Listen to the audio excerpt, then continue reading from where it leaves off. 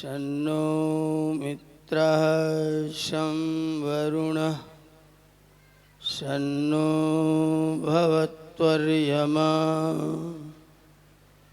शन्न इन्द्रो बृहस्पतिः शन्नो विष्णुरुक्रमः नमो ब्रह्मणे नमस्ते वायो त्वमेव प्रत्यक्षं ब्रह्मासि त्वमेव प्रत्यक्षं ब्रह्म वदिष्यामि ऋतं वदिष्यामि सत्यं वदिष्यामि तन्मामवतु तद्वक्तारमवतु अवतु मामवतु वक्तारम्। ॐ शान्ति शान्ति शान्ति।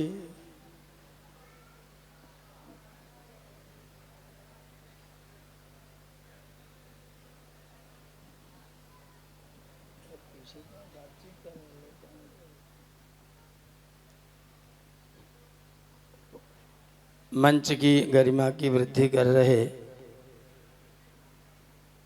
आर्यवीर दल और अपनी अग्नि वर्षाती कविताओं और गीतों के माध्यम से जागरण का शंखनाद कर रहे श्रीमान काशीराम अनिल जी, अभी आप जिनके सुंदर गीत श्रवण कर रहे थे श्रीमान हरिओम सरल जी और श्रीमान दिलीप जी,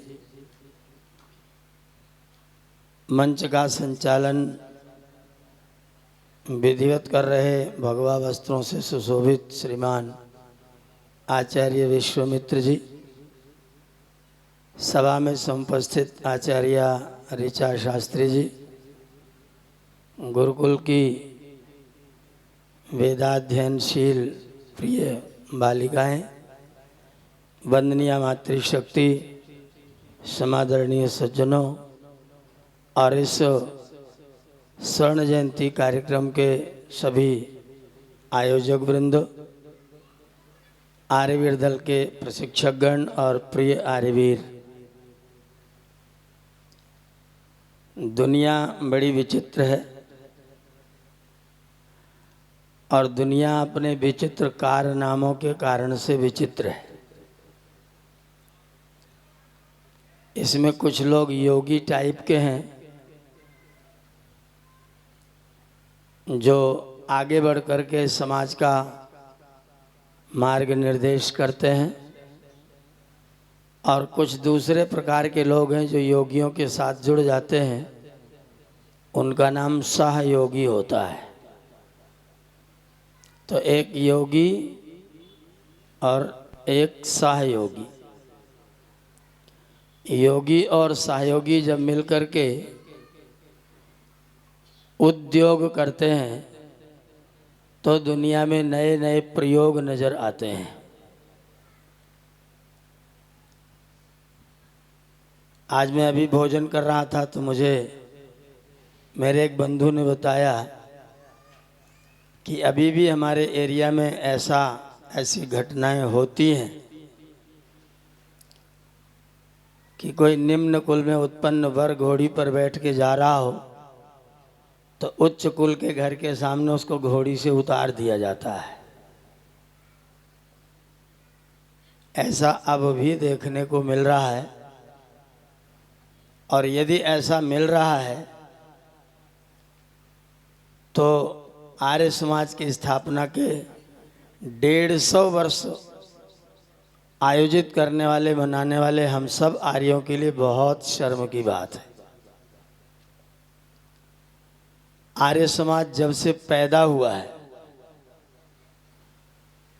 तब से इस कुप्रथा के लिए पूरी तरह से विरोध का अस्त्र शस्त्र लेकर के युद्ध के मैदान में डटा हुआ है।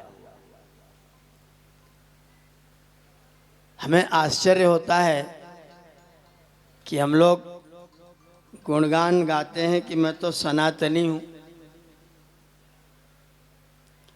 कहते हैं सनातनी और करते हैं तनातनी। सनातनी है तो तनातनी क्यों है, और तनातनी है तो फिर सनातनी नहीं है। या तो सनातनी नहीं या तो तनातनी नहीं।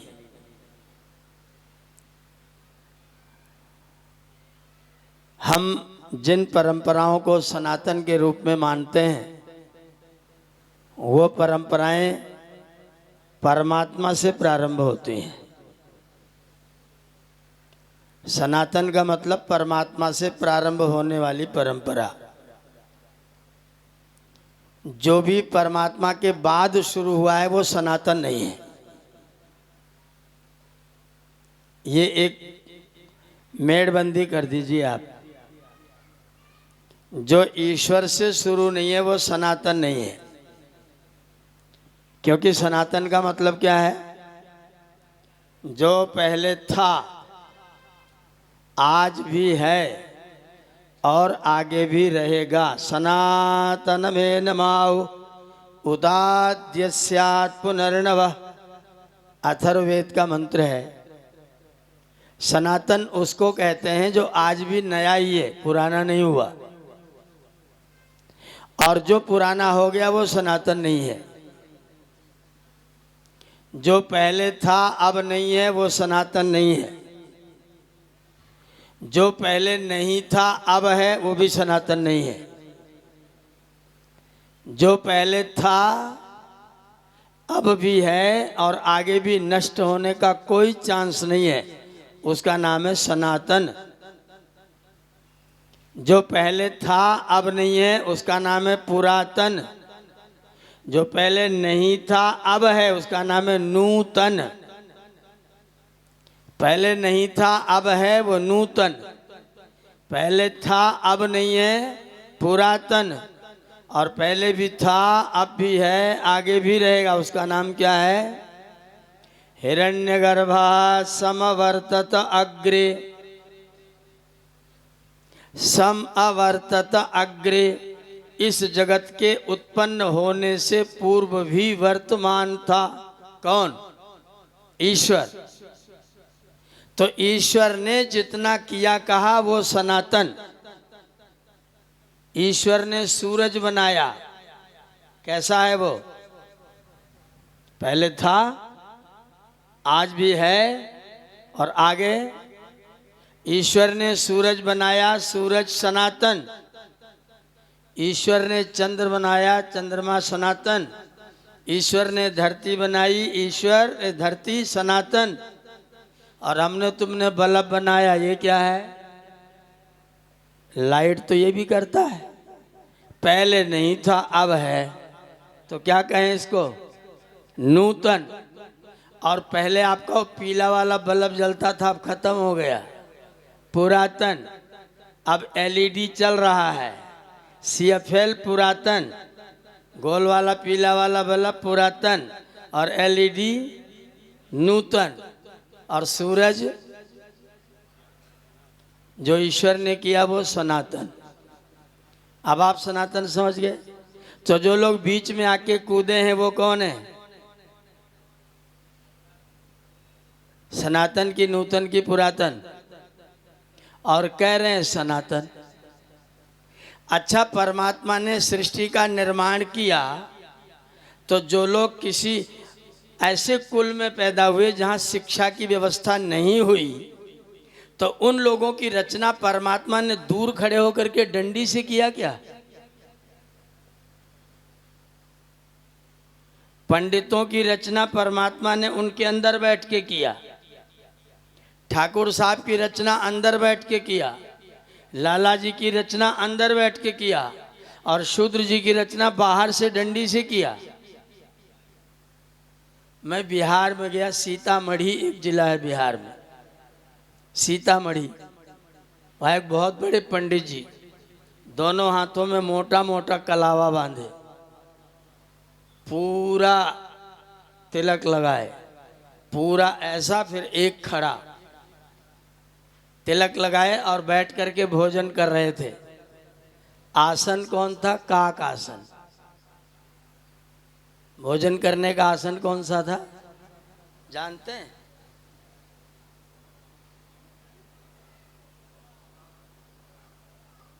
एक हाथ ऐसे किए हुए थे। मैंने कहा पंडित जी ये वाला हाथ इधर क्यों किया है? बोले आप तो विद्वान हैं, आपको बताने की क्या जरूरत। मैंने कहा नहीं, इस मामले में मूर्ख हूं, मैं इस मामले में मूर्ख हूं। ये वाला हाथ इधर करने के मामले में मूर्ख हूं। मुझे बताओ क्यों किया है? बोले ये गंदा है, सफाई करता है, शौच छूता है। मैंने कहा शौच के भंडार को तुमने थाली के पास में रख रखा है।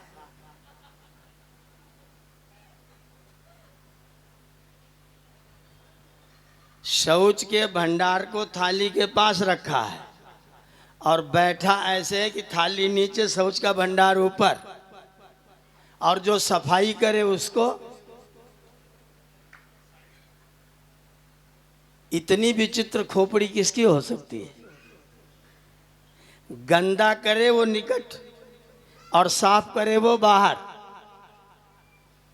ये समझदारी है कि बेवकूफी है? सम्मान किसका होना चाहिए, गंदा करने वाले का कि स्वच्छ करने वाले का? हमारे यहाँ जो लोग स्वच्छ करते थे उनको हम लोग महत्तर कहते थे। क्या नाम था? महत्तर। महत माने बड़ा, तर माने उससे भी बड़ा, बड़े से भी बड़ा। महत्तर। क्यों?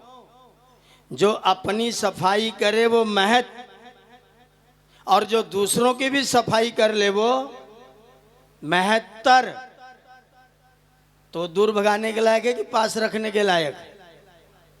और अगर तुम परमात्मा की उपासना करते हो तो जिस परमात्मा की उपासना करते हो वो परमात्मा उस महतर के अंदर बैठ करके उसकी रचना किया है। जिस परमात्मा की तुम उपासना करते हो वो परमात्मा उस महतर के अंदर बैठा है। और अगर वह अस्पृश्य है तो तुम्हारे परमात्मा का क्या होगा? और तुम कैसे सनातनी हो? तुम्हारे पास क्या सनातन का है? झूठे मूठे नाम लेकर के आप घूमते कि मैं तो सनातनी हो गया हूं। और जो सनातन को संचालन करने वाला परमात्मा है वो जिनके पास बैठा है, जिनकी रचना करता है। जब तुम कहते हो परमात्मा कण कण में व्यापक है तो शूद्र के अंदर है कि नहीं? तो अस्पृश्य कैसे हुआ? मैं 2012 या 13 में नांद्रा आया था। नांद्रा मेरे साथ पंडित भानु प्रकाश शास्त्री जी बरेली वाले थे। हम दोनों संघ में बैठे थे। एक सज्जन सामने वाली सीट पर बैठे थे। उन्होंने बोला कि आप कौन हैं? मैंने कहा मनुष्य। बोले नहीं वो तो दिख रहे हैं। मैंने कहा तो और क्या है? बोले नाम क्या है? मैंने कहा शिवदत्त। बोले आगे पीछे? मैंने कहा आगे श्री पीछे जी। आगे पीछे क्या है? श्री, और पीछे क्या है? श्री शिवदत्त जी। बोले नहीं वैसे क्या है? मैंने कहा वैसे भी वही है। बोले आप समझ नहीं रहे। मैंने कहा आप समझा नहीं पा रहे हैं, हम आपका समझ रहे हैं, आप समझा नहीं पा रहे हैं। बोले कैसे समझाएं? मैंने कहा बुद्धि लगाओ, बुद्धि लगाओ, समझाने की चेष्टा करो। बोले आपका नाम तो आपने बता दिया। मैंने कहा आगे पीछे भी बता दिया। देखने में मनुष्य हैं और आप क्या पूछना चाहते हैं? बोले कौन सी फैमिली को बिलोंग करते हैं? मैंने कहा मैं सवेरे उठ के सबसे पहले भंगी रहता हूं थोड़ी देर तक। सवेरे उठ के 15-20 मिनट भंगी रहता हूं। उसके बाद में नाई बनता हूं। उसके बाद में धोबी बनता हूं। उसके बाद में पंडित बन जाता हूं। पहले भंगी, सब बनते हैं सब, मैं ही नहीं। जो भंगी नहीं बनेगा ना उसके पीछे कोई नहीं बैठेगा। जो सवेरे भंगी नहीं बनेगा उसके पीछे कोई बैठ सकता है? सब जने उठ के भाग जाओगे। इसलिए सवेरे सबसे पहले उठ के भंगी, उसके बाद में उस्तरा लेकर के नाई, फिर उसके बाद में कपड़ा धोते समय धोबी, और जब नहा लिए तो आकर के क्या बन गए? पंडित जी। थोड़ी देर बाद मैं हो जाता हूँ मास्टर, अध्यापक, पढ़ाता हूँ। शाम को मैं थोड़ी देर के लिए किसान होता हूँ, फिर भंगी बनता हूँ, फिर भंगी बनता हूँ, फिर नहा धो के पंडित बनता हूँ, और फिर शाम को थोड़ी देर के लिए कुक बनता हूँ, भंडारी बनता हूँ, और फिर बाद में सो जाता हूँ। अब आप बताइए मैं कौन सी फैमिली को बिलोंग करता हूँ? बोले आप बड़े विचित्र हैं।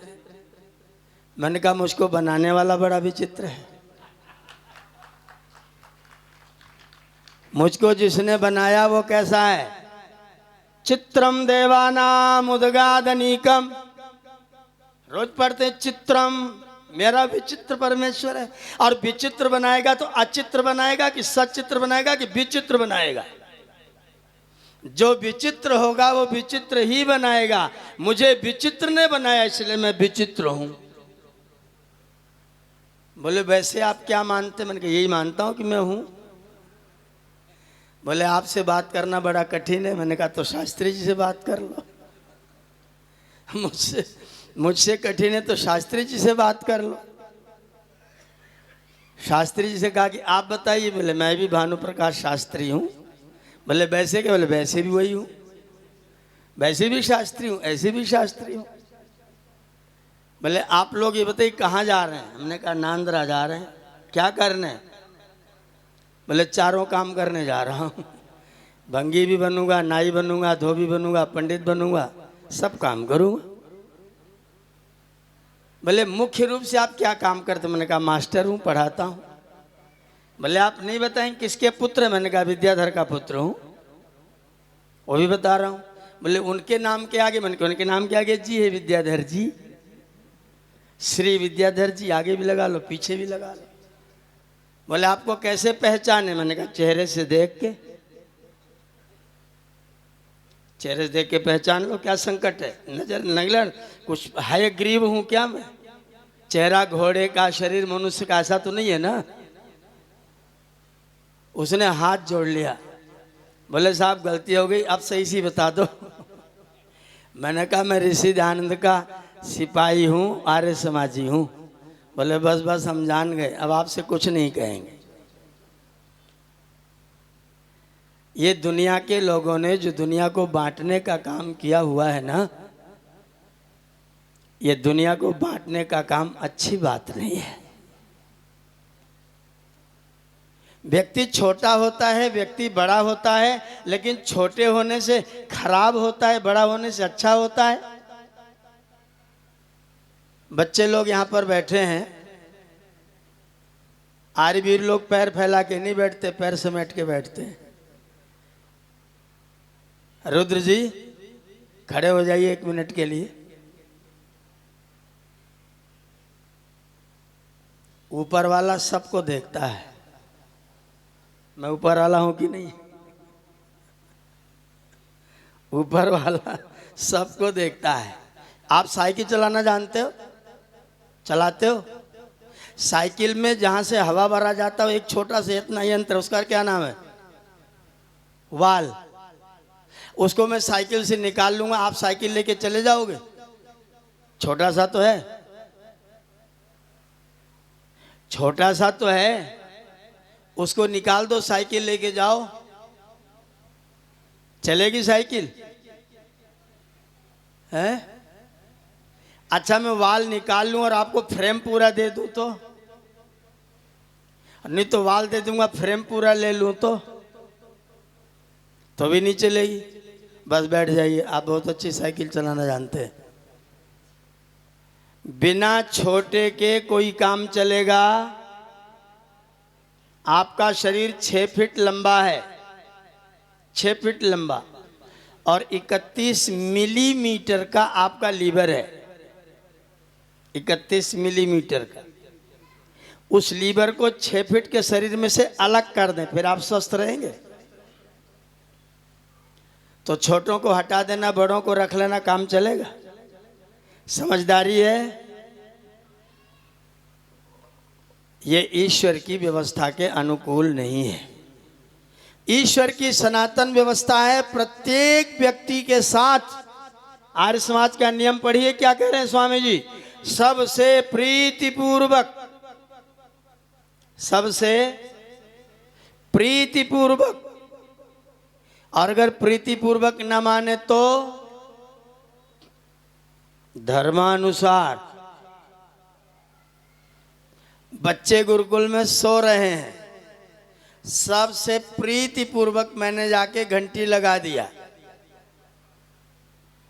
कुछ लोग जग करके बाहर निकल आए, आधे लोग नहीं जगे, तो मैंने अपने धर्म का पालन किया, जगाने का। जाके बच्चों को जगा दिया और मैं जगा के इधर आया, तब तक श्रीमान जी दूसरे गेट से घुस के कमरे में फिर से सो गए। मैंने अपना प्रीतिपूर्वक कर लिया, धर्मानुसार कर लिया। अब क्या करें, जो दोबारा जाके छिप के सो गए उनका क्या किया जाए? उनका यथा योग्य। बहन जी ठीक कह रहा हूं? या हम लोग यही करते हैं, सबसे प्रीतिपूर्वक, उसके बाद धर्मानुसार, और फिर भी न माने तो यथा योग्य बर्ताव करना चाहिए। सबसे प्रीतिपूर्वक, सबसे प्रीतिपूर्वक। छोटा कौन, बड़ा कौन? अच्छा, छोटा बड़ा एक उदाहरण दे रहा हूं। माता बहनों आप बोलना, आप लोग मत बोलिएगा, आप लोग ज्यादा ज्ञानी है, आप लोग बताइएगा। एक घटना सुना रहा हूं, ध्यान से सुनना, फिर मुझे बताना बड़ा कौन छोटा कौन। एक नौजवान व्यक्ति को, 18 साल की उम्र के व्यक्ति को, जो विधवा माँ का बेटा था, 2 भाई थे, माँ विधवा थी, हमारे पड़ोस की घटना है। 2 बेटे हैं, माँ विधवा है। 18 साल का छोटा बेटा है, 22 साल का बड़ा बेटा है। छोटे बेटे को रात को कॉलरा हुआ 12 बजे, 4 उल्टी 4 दस्त, लड़का बेहोश, सांस लंबा लंबा आने लग गया। माता जी से जो बन सकता था पानी वानी पिलाने का, ORS चीनी नमक घोल घाल के पिलाए, लेकिन कुछ भी अंदर पचता नहीं जब होता है कॉलरा। तो बड़ा भाई भाग करके 3 किलोमीटर दूर बाजार था, वहां गया। बाजार में एक MD डॉक्टर थे, उनके पास गया। उन्होंने कहा डॉक्टर साहब मेरा भाई बहुत भयंकर बीमार है, गांव में कोई साधन नहीं है, मैं भाई को ला नहीं पाया, आप कृपा करके मेरे गांव तक चले चलिए।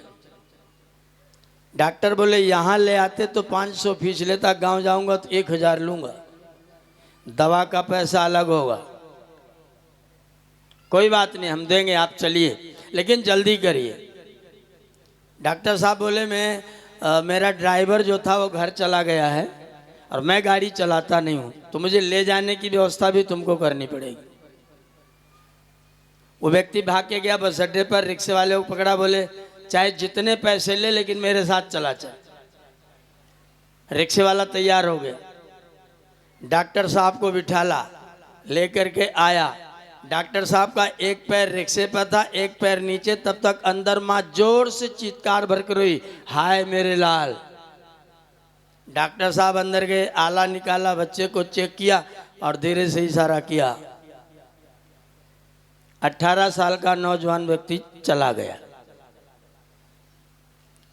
बड़े भाई आंखों में आंसू भरा हुआ है।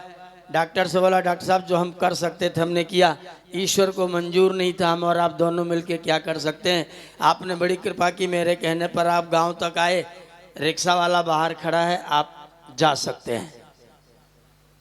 डॉक्टर अपना थैला उठाए, लेकर के थोड़ी दूर 5 फीट आगे बढ़े। उसके बाद धीरे से उस बच्चे को इशारे से बुलाए, देखो भाई तुमने मुझे लाया था, मैं आया, मेरी कंसल्टेंसी की फीस तो बनती है, 1000 रुपये मुझे दे दो। उस भाई ने चुपचाप जेब से 1000 रुपये निकाला, डॉक्टर साहब को दे दिया। 50 रुपया निकाला, रिक्शे वाले के पास आया। रिक्शे वाले से रोते रोते बोला, भाई तूने बड़ी कृपा की मेरे ऊपर, इतनी रात को तू डॉक्टर को लेकर के आया। यद्यपि मेरा काम नहीं हुआ, लेकिन तुमने तो अपना मेहनत पूरी की है, रिक्शा खींचा है, ये लो तुम्हारी फीस, डॉक्टर साहब को वहीं छोड़ देना।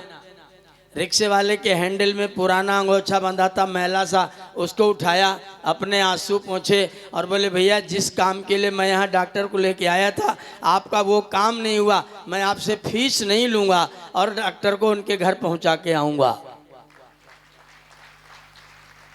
मुझे बताओ बड़ा आदमी कौन? एमडी डॉक्टर की रिक्शे वाला। ये लोग तो ज़्यादा ही जानिए। बड़ा आदमी नाम से नहीं होता है, बड़ा आदमी काम से होता है। जो तुम्हारे लिए जीता मरता है, जिसका किया कराया तुम खाते पीते हो, जो सारा काम बंद कर दे तो तुम्हारे घर का बर्तन न धोया जाए, जो अपना काम बंद कर दे तो तुम्हारे कपड़े मैले हो जाएं, जो अपना काम बंद कर दे तो तुम्हारे पास कुछ भी न बचे, उस व्यक्ति को अगर समाज में तिरस्कार प्राप्त होगा तो आपके समाज का सत्यानाश होना बिल्कुल पक्की बात है, निश्चित है, होगा। इसलिए जिस व्यक्ति के कार्य, अरे हम तो भगवान श्री कृष्ण के जयकार बोलने वाले लोग हैं ना, हम तो भगवान श्री कृष्ण का जयकारा लगाते हैं ना। और कृष्ण भगवान ने राजसूय, जिसको कौन करता है? साधारण व्यक्ति नहीं करता, चक्रवर्ती सम्राट जिस यज्ञ को करता है, उस यज्ञ को जब महाराज युधिष्ठिर ने किया तो उसमें अग्र पूजा प्राप्त करने वाले व्यक्ति का नाम था श्री कृष्ण। अग्र पूजा प्राप्त करने वाले व्यक्ति थे श्री कृष्ण। और जब लोगों ने काम बांटना प्रारंभ किया कि यज्ञ में आप लोग कौन कौन सा काम करेंगे, तो श्री कृष्ण सबसे पहले खड़े हुए और बोले, ब्राह्मणों का पैर धुलवाने का और उनकी पत्तल उठाने का काम तो मुझे सौंप देना, बाकी तुम लोग आपस में बांट लेना। जो व्यक्ति राजसूय यज्ञ में अग्र पूजा प्राप्त कर रहा है, वो व्यक्ति अतिथियों का पैर धुलवाने के लिए और उनकी जूठन उठाने के लिए अपने आप को सबसे आगे करता है। तुम कैसे बड़े व्यक्ति हो जो अपने छोटों का तिरस्कार करके अपने आप को बड़ा समझते हो? तुम कैसे श्री कृष्ण के अनुयायी हो? तुमने कौन से सनातन को स्वीकार किया है? सनातन तो श्री कृष्ण है ना, उनके सिद्धांत सनातन है ना, जो न पहले कभी खत्म हुए न आज कभी खत्म हो रहे हैं। जो ज्ञान उन्होंने दुनिया के लोगों को बांटा वो सनातन ज्ञान है। वो न कभी पुराना होता है, न कभी नया होता है, न कभी नष्ट होता है। उस सनातन को स्वीकार करने वाले जो अपने आप को सनातनी कहते हैं, वो अपने ही भाइयों को छोटा कैसे बताते हैं? अरे गमों की आंच पर आंसू उबाल कर देखो, गमों की आंच पर आंसू उबाल कर देखो, बनेगा रंग किसी पर भी डाल कर देखो, तुम्हारे दिल की चुभन भी जरूर कम होगी। किसी के पांव से कांटा निकाल कर देखो, तुम्हारे दिल की चुभन भी जरूर कम होगी। किसी के पांव से कांटा निकाल कर देखो। जब तुम किसी का दुख दर्द दूर करते हो तो ईश्वर की व्यवस्था से तुम्हारा दुख दर्द दूर होता है। तुमने आधी आबादी को छोटा करके बांट दिया, आधी आबादी को अस्पृश्य घोषित कर दिया। अरे तुम्हें दूल्हा बन के घोड़ी पर चढ़ने का शौक लगता है तो उसको भी लगता होगा, उसे उतर जाना चाहिए, तुमको चढ़ के जाना चाहिए। कहाँ का प्रबंध है?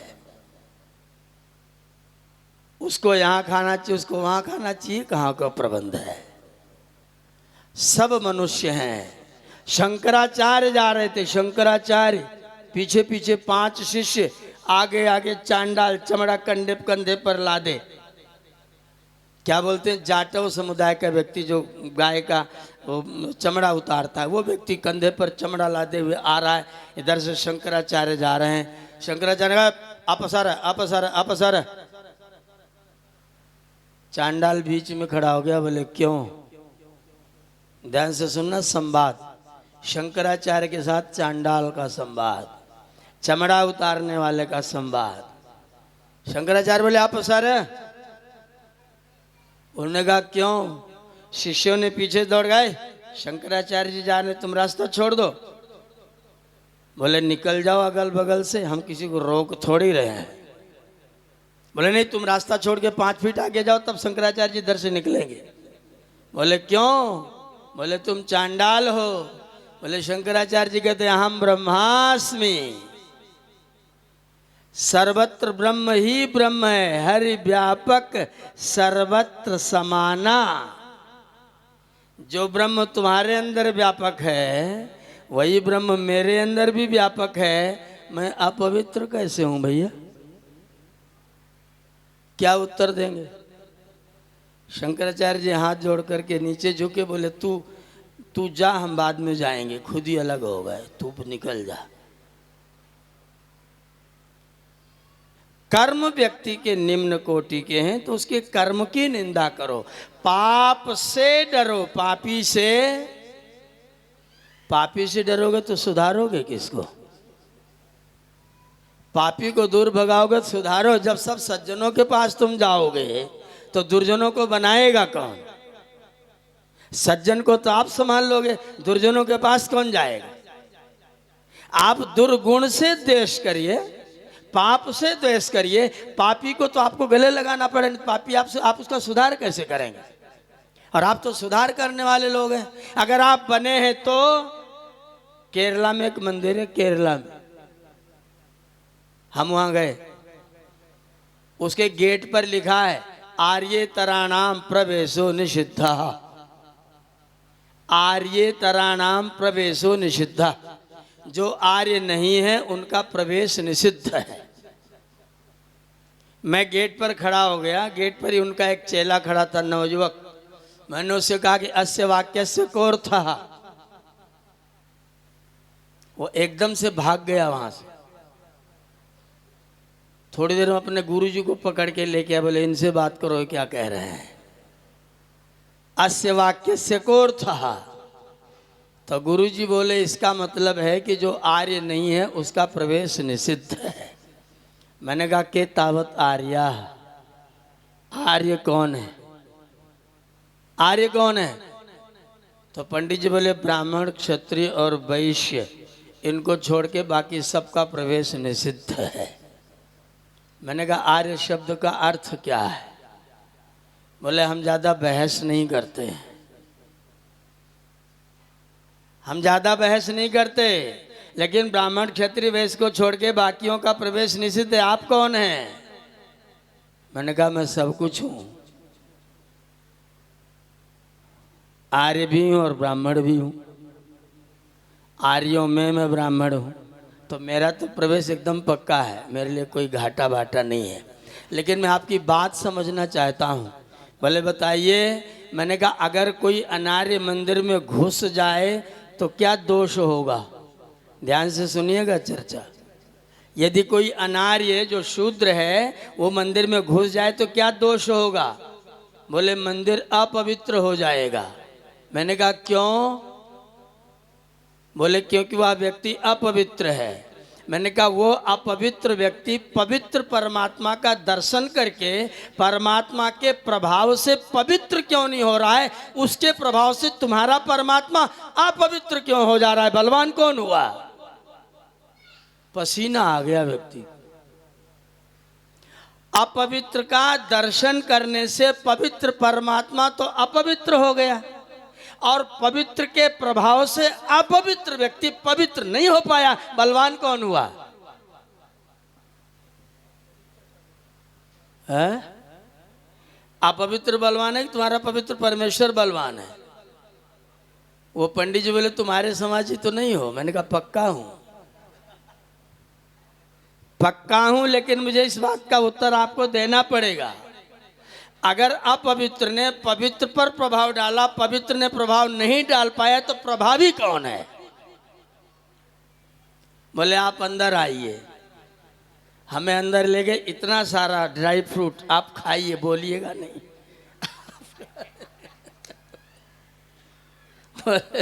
आप खाइए, बोलिएगा नहीं। मैंने कहा खाने के बाद और ज्यादा बोलूंगा जब बल मिल जाएगा तो। बोले नहीं, खाने के बाद हम आपको दक्षिणा भी देंगे और आपको विदा कर देंगे। आपके बोलने की अब जरूरत नहीं, मैं आपकी बात सब समझ गया। इतना ज्यादा परमात्मा पवित्र है, तो पवित्र का दर्शन करके आप, अब परमात्मा का नाम क्या है? पतित पावन। क्या नाम है? पतित पावन का अर्थ क्या है? जो पतित को पवित्र बना दे। तो जब पतित तुम्हारे पास आएगा ही नहीं तो तुम पावन खुद जाके बनाओगे क्या? पतित को आने से रोक दोगे तो पावन कैसे बनाओगे? इसलिए पतित को तो आने देना पड़ेगा, तभी तो पावन उस पतित को पावन करेगा, तो उसका नाम पतित पावन होगा। बोले आप खा पी लीजिए और जाइए, हमें आपका तर्क नहीं सुनना है। मैंने कहा ऐसे ही सवाल सब लोग आ करेंगे तब क्या करोगे?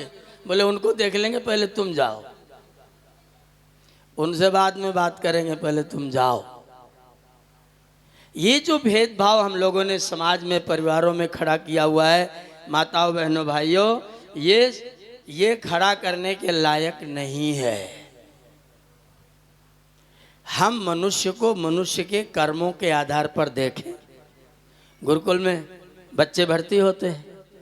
एक दिन एसडीएम का पत्र आया गुरुकुल में। बोले आचार्य जी अपने बच्चों, गुरुकुल के दलित बच्चों की सूची बना के भेज दीजिए, हम उनको छात्रवृत्ति देंगे। मैंने कहा दलित वृत्ति देंगे कि छात्रवृत्ति देंगे, पहले तो ये बताइए। दलित वृत्ति की छात्रवृत्ति। जब मेरा पत्र उनके पास पहुंचा तो गाड़ी लेके गुरुकुल चले आए। बोले आपसे बात करनी। मैंने कहा जरूर बात करिए, तुम्हें चाहता हूँ। वो ठाकुर साहब थे। हमसे बोले दलित बच्चों की सूची मैंने आपसे मांगा था। मैंने कहा आपने साथ में कहा था दलित बच्चों को छात्रवृत्ति देंगे, तो छात्रवृत्ति देंगे कि दलित वृत्ति देंगे ये बताइए। बोले साहब सरकार छात्रवृत्ति देती है और दलितों को ही देती है। मैंने कहा तो सरकार झूठ बोलती है, और आप सरकार का समर्थन करते हो तो आप भी झूठ बोलते हैं। उसका नाम रखिए दलित वृत्ति। बोले हम क्या नाम रखते? तो सरकार का नाम। उनका सरकार की छात्रवृत्ति मुझे नहीं चाहिए। सरकार की छात्रवृत्ति दलित के नाम पर दी जाने वाली मुझको कदापि स्वीकार नहीं है। छात्रवृत्ति देना हो, तुम्हारे पास 300 रुपया हो, हमारे पास 50 बच्चे हैं, 6-6 रुपया बांट दो, लेकिन देंगे छात्रवृत्ति। दलित वृत्ति आपकी मुझको स्वीकार नहीं है। लेकिन आपको देने में क्या परेशानी? मैंने कहा मैं दे दूंगा। मैंने तुरंत एक क्लास की पूरी क्लास को कार्यालय में बुलाया। मैंने कहा इनमें से दलित छांट लो। एक कक्षा के बच्चे यहाँ खड़े, में से दलित छांट लो। बोले ऐसे कैसे छांटेंगे? मैंने कहा कोई सींग पूंछ लगी होगी दलित की? बोले नहीं वो तो कुछ नहीं है। मैंने कहा मैं जिस परमात्मा की उपासना करता हूँ उस परमात्मा ने जब सबको एक समान बनाया, मैं कौन होता उनको छोटा और बड़ा करार देने वाला? मैं ऐसा कैसे कर सकता हूँ? मेरे प्रभु पर जिसकी मैं उपासना करता हूँ उस परमात्मा ने सबको एक समान बनाया। यहाँ के तुमने खतना कर दिया, मुसलमान हो गए। दाढ़ी रख ली, हिंदू हो गए। उनने मूछ कटा के दाढ़ी रख ली, मुसलमान हो गए। उनने अपना एक तमगा लटका लिया, क्रॉस, ईसाई हो गए। ये परमात्मा ने किसी को नहीं बांटा। परमात्मा ने सबको, सनातनी परमात्मा ने सबको सनातनी बना करके दिया है। यहाँ आके तुमने तनातनी बांट रखी है। यहाँ आके तुमने सारी तनातनी फैला रखी है, और आर्य समाज इस सारी तनातनी का खंडन करता है। आर्य समाज तनातनी के विरोध में है, आर्य समाज सनातनी के समर्थन में है। लोग हमको बांटते कहते हम सनातनी, तुम्हारे समाजी। मैंने कहा फरेब कर रहे, उल्टा काम कर रहे।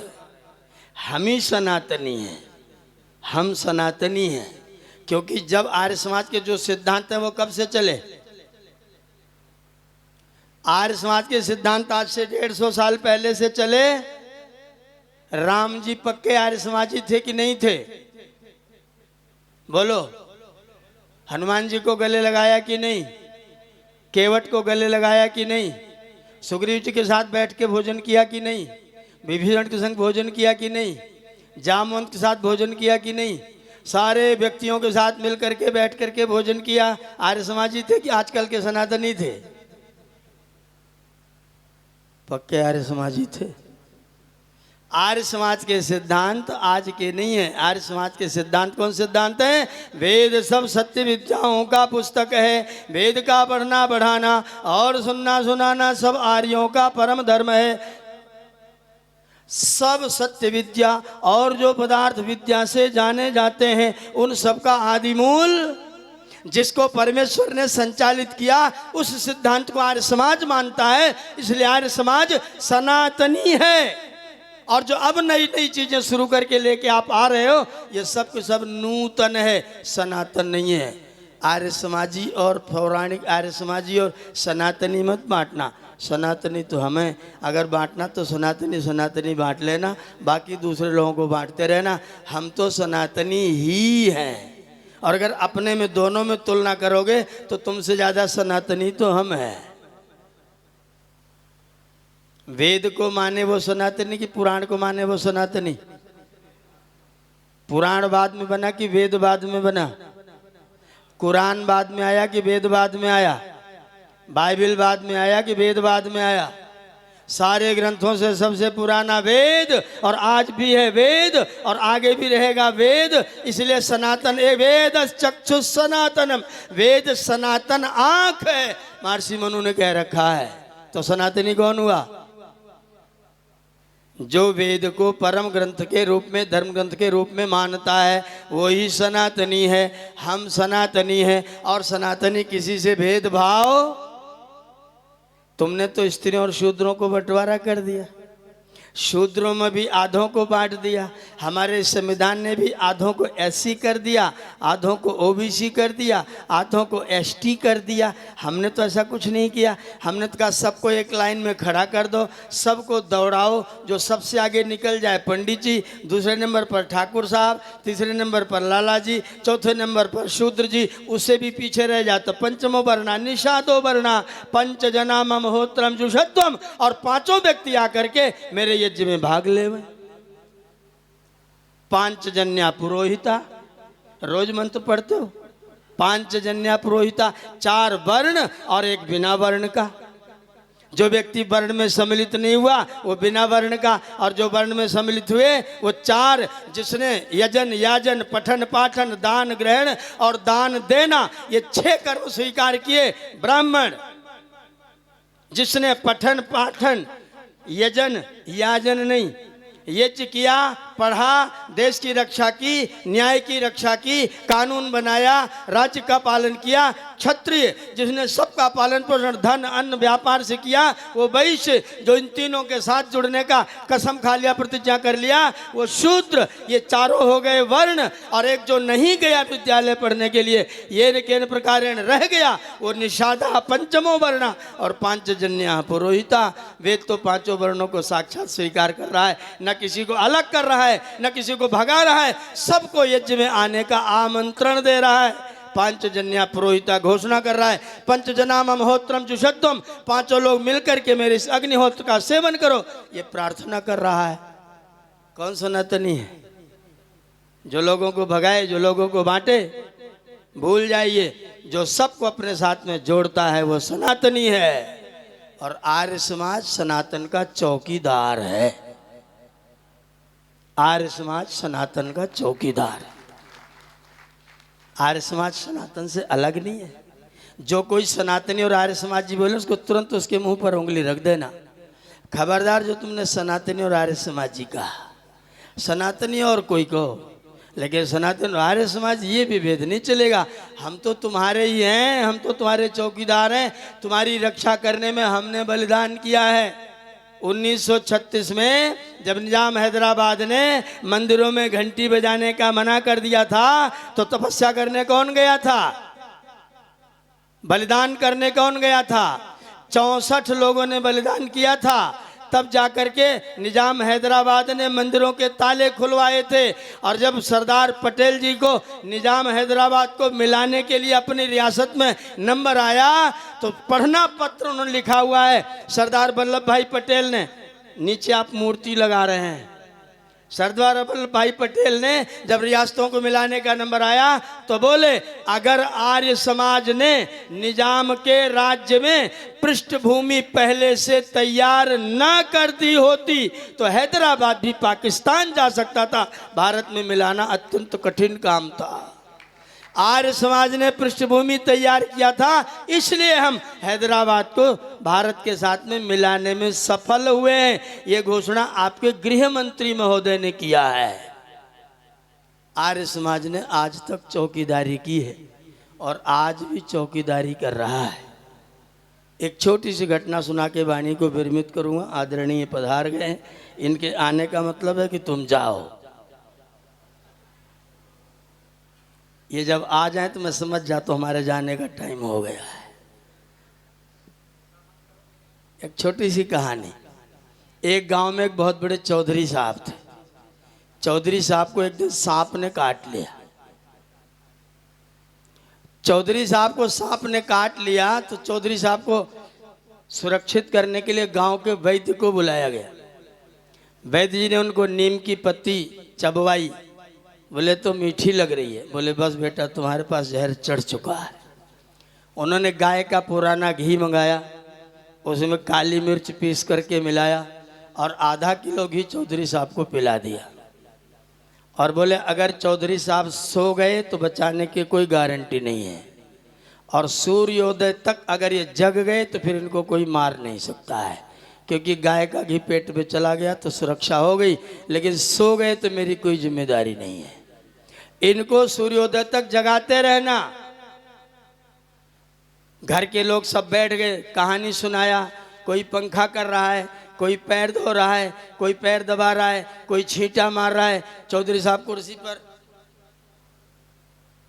रोने लग गई सब महिलाएं घर की। और ये दद्दा तो गए, अब क्या होगा, इनको तो नींद आ रही है। गांव में एक दलित युवक था, वो आ गया। उसने कहा अगर आप लोग बुरा ना मानो चौधरी साहब को मैं जगा सकता हूँ। बोले तुम कुछ भी करो जगाओ, हम बुरा नहीं मानेंगे। बस वो जो दलित था नवाया अपना जूता उतार के चौधरी साहब के सामने, ये देखा है, इतना पीटूंगा सिर में एक भी बाल नहीं बचेगा। अब चौधरी साहब एकदम खड़े हो गए। आज तुझे बिना जान से मार दी नहीं छोड़ूंगा। तेरी हिम्मत कैसे इतनी गुस्ताखी करने की। चौधरी साहब एकदम से तनातनी में आ गए। दलित युवक भागा, चौधरी साहब भी भागे। पूरे गांव का एक चक्कर काटा। चौधरी साहब थक गए। बोले तू आज जा, कल तुझे मैं जरूर मारूंगा। चौधरी साहब आके बैठ गए। रात का 2 बजा था। जैसे ही बैठे फिर झटका लेना शुरू किया। फिर घर के लोग चिल्लाए। और दलित युवक दोबारा आया, खोपड़ी पर जूता रख दिया। ये जूता देखा है, इसमें कुल नीचे कीले निकली हैं, चांद गंजी कर दूंगा, उठ के भाग ले। आज के बाद तू चौधरी नहीं, मैं चौधरी हूं गांव का, तेरी सरपंची खत्म। चौधरी साहब ने कहा अब चाहे मर जाऊं तुझे बिना मारे नहीं छोड़ूंगा। वो दलित भागा, चौधरी साहब भागे। सूर्योदय तक चौधरी साहब पीछे पीछे, लड़का आगे आगे। सूर्य भगवान दिखाई दिए। वो लड़का चौधरी साहब के पास आया। उसने चौधरी साहब ये जूता आपके हाथ में, जितना चाहो उतना मार लो। अगर तुम सो जाते तो मर जाते। तुमको जगाने की जिम्मेदारी थी, मैंने तुमको जगाने के लिए गुस्ताखी किया था। अब तुम चाहे नाराज हो चाहे कुछ, तुम बच गए, हम खुश हैं, मुझे मारो जूते से। चौधरी साहब ने उसको गले लगा लिया। अरे तूने तो मेरे प्राण बचाए। आर्य समाज वही दलित युवक है और तुम सब के सब चौधरी साहब हो। 150 साल से तुमको जगा रहे हैं जूता दिखा दिखा के। तुम्हारी नींद नहीं खुलती है। जब तक नहीं जग जाओगे तब तक हम जगाते ही रहेंगे। जब जग जाओगे तो बच जाओगे, सो जाओगे तो मर जाओगे। तुमको जगाने का ठेका इस दलित आर्य समाज ने लिया है, ये तुमको जगाता ही रहेगा। तुमने जहर पिलाया, हमने पिया, लेकिन जगाना बंद नहीं करने वाले हैं। जग जाओगे तो बच जाओगे, सो जाओगे तो सांप ने काट रखा है, इसलिए सो मत जाना। आर्य समाज चौकीदारी का काम कर रहा है, करता रहेगा, 150 साल से कर रहा है। जो लोग इस चौकीदार को समझ लेंगे वो गले लगा लेंगे, जो नहीं समझ पाएंगे गरियाते रहना। लेकिन हम जगाना बंद करने वाले आप सबका बहुत बहुत धन्यवाद। ओम शांति।